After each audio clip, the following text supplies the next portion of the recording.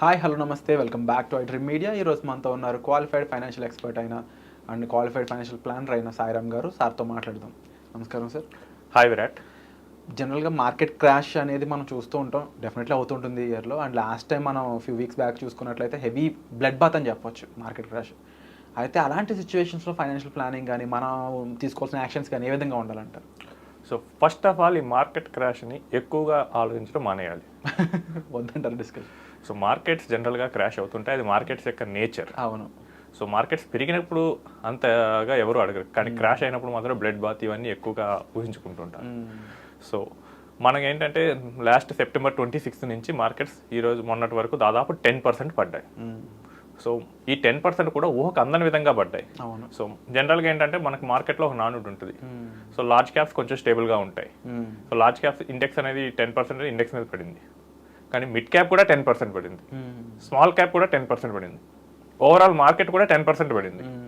So across caps ఈక్వల్గా పడింది ఈ ఫాల్. కేటగిరీస్ వైజ్గా చూసినప్పుడు ఈ ఫాల్ అనేది లార్జ్ క్యాప్స్ని ఎక్కువగా ఎఫెక్ట్ చేసింది. సార్, అంటే ఇక్కడ మీరు large cap, mid cap, small cap అన్నీ కూడా 10% పడ్డాయి అన్నారు కదా. మరి స్టిల్ మీరు ఇంకొక స్టేట్మెంట్ పాస్ చేశారు, లార్జ్ క్యాప్ ఎక్కువ ఎఫెక్ట్ అయ్యాయని. సేమ్ పర్సంటేజ్ కదా, మరి ఎఫెక్ట్ అవ్వడం ఎలా ఎక్కువ అవుతుంది? సో విరాట్, ఈ 3 క్యాప్స్లో కూడా మనం చూసుకుంటే మార్కెట్ క్యాపిటలైజేషన్ చూస్తే లార్జ్ క్యాప్స్కి చాలా ఎక్కువ ఉంటుంది. Almost 70% of the market value large క్యాప్స్లో ఉంటుంది. ఓకే. సో మన ఇన్వెస్ట్మెంట్స్లో కూడా దాదాపు అట్లీస్ట్ చాలామంది ఏంటంటే పర్ఫెక్ట్గా ప్లాన్ చేసిన 50% లార్జ్ క్యాప్స్లోనే పెడతారు. సో అక్కడే వాళ్ళకి 10% ఫాల్ వచ్చింది. అండ్ ఈ స్మాల్ క్యాప్స్, మిడ్ క్యాప్స్ కూడా 10% పడ్డాయి. అంటే వాటిలో ఎక్కువగా సెల్ జరగలేదు. సెల్ వాల్యూ ఎక్కడ జరిగిందంటే లార్జ్ క్యాప్స్లో జరిగింది. వాల్యుయేషన్ ప్రకారం అది ఎక్కువ దెబ్బతిందంటే. అవును. మనకేంటంటే జనరల్గా లార్జ్ క్యాప్స్ 10% పడితే కనుక ఆ ప్రెషర్తో మిడ్ క్యాప్స్ ఇంకా అంతకన్నా ఎక్కువ పడాలి, స్మాల్ క్యాప్స్ ఇంకా డబల్ పడాలి. బట్ మనకి వాటిలో అంత ఫాల్ అయితే మనం చూడలేదు.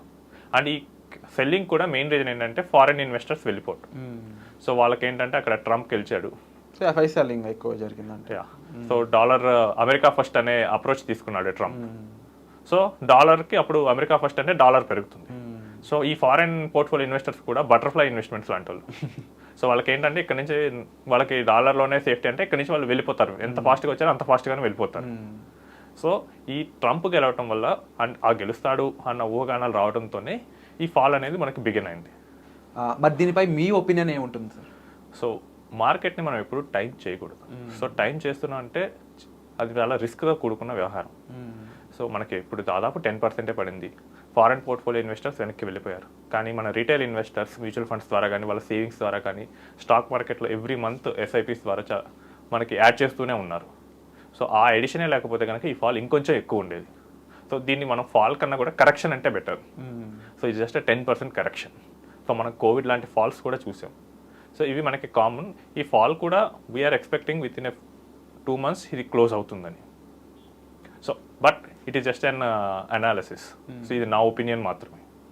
సో ఇలాంటి టైంలో మరి మనం చేసే ఇన్వెస్ట్మెంట్స్ మీద, ఆల్రెడీ చేసిన ఇన్వెస్ట్మెంట్స్ మీద ఎలాంటి కేర్ తీసుకోవాల్సి ఉంటుందంట? సో మనం ఇన్వెస్ట్మెంట్ దేనికోసం చేసావో ఆ క్లారిటీ మనం ఫస్ట్ ఒకసారి గుర్తు చేసుకోవాలి.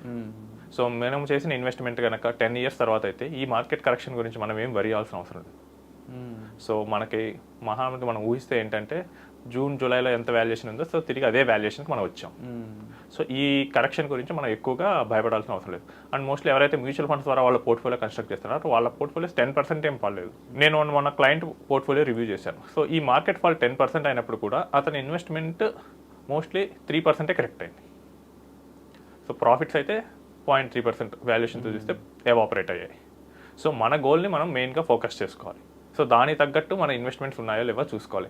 అంతేకాని మార్కెట్స్ ఫాల్ అయ్యాయి మనం ఇక్కడ అమ్మేసి మళ్ళీ మార్కెట్స్ పీక్ నుంచి బాటంకి వెళ్ళినప్పుడు నేను కొంటాను అలాంటివి అయితే అసలు చేయకూడదు. సో మార్కెట్ పడిపోయింది, ఇక్కడితో పడతాం ఆగిపోతుందని ఎవరైనా గ్యారంటీ ఇవ్వగలరా? సో చాలామంది నన్ను అడుగుతూ ఉంటారు, సో మార్కెట్స్ పడుతున్నాయి కదా, నేను ఇప్పుడు మొత్తం నా పోర్ట్ఫోలియో మొత్తం అమ్మేసి మార్కెట్ బాటంకి పడ్డాక కొంటాను అంటారు. బట్ మార్కెట్ బాటంకి పడిందని ఎవరు చెప్తారు? Only God can know it. Of course. So మనం మన గోల్ని చూసుకోవాలి. ఈ ఫాల్లో ఇంకేమైనా చేయాలనుకుంటే ఒకే ఒకటి, మీ దగ్గర ఎడిషనల్ సమ్ ఉంటే కనుక, ఏమైనా మనీ ఉంటే కనుక వాటిని ఇన్వెస్ట్ చేయండి. ఇన్వెస్ట్ చేయడం ఆపొద్దు.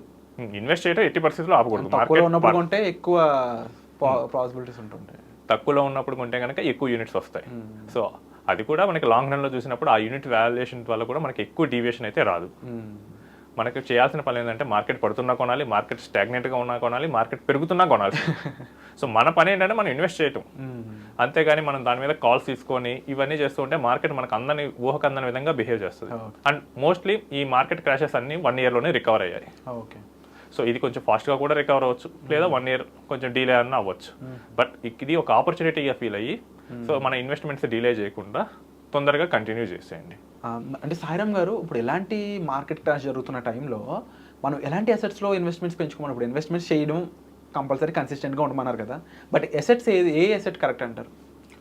సో ఇది ఏంటంటే చాలా ట్రిక్కీ క్వశ్చన్గా ఉంటుంది విరాట్.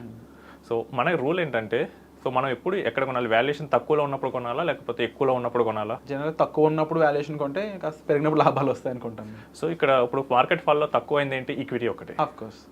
సో మన ఏ ఈక్విటీ బేస్డ్ అసెట్ అయినా కానీ ఈ టైంలో మనం కొనుక్కోవచ్చు. మరి గోల్డ్ పరిస్థితి ఏంటి? సో గోల్డ్కి వచ్చేసరికి అది different story. US dollar strength అవటం వల్ల మనకు అక్కడ అది గోల్డ్లో కూడా చేంజ్ వస్తుంది. సో ఈ ఫాల్లో దానికి సంబంధం ఏమీ లేదు. సో ఓవరాల్గా డిఫరెంట్ సిచ్యువేషన్స్ సినారియోస్ బట్టి అసెట్స్ వాటి బిల్డింగ్ అండ్ ఇన్వెస్ట్మెంట్స్ అనేవి ఉంటూ ఉన్నాయి. బట్ సార్ చెప్పే main point, investing is always consistent అనేది.